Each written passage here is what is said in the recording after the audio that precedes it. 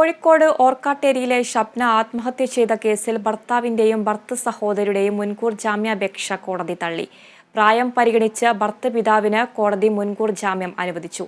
കോഴിക്കോട് ജില്ലാ സെഷൻസ് കോടതിയുടേതാണ് നടപടി.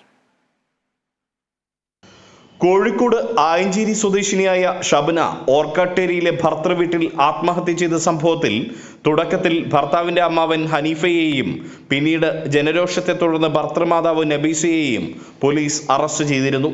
കൂടാതെ ഭർത്തൃപിതാവ് മഹമ്മൂദ് ഹാജി, ഭർത്തൃ സഹോദരി അഫ്സത്ത് എന്നിവരെ പ്രതി ചേർത്ത് കേസെടുക്കുകയും ചെയ്തു.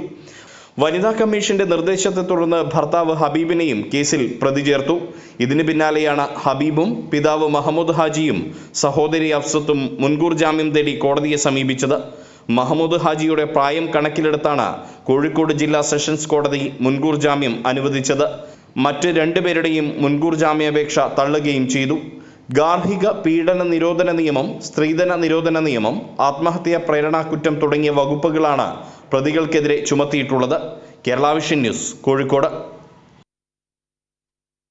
ഇതോടുകൂടി ഈ വാർത്താ ബുള്ളറ്റിൻ പൂർണ്ണമാകുന്നു. നമസ്കാരം.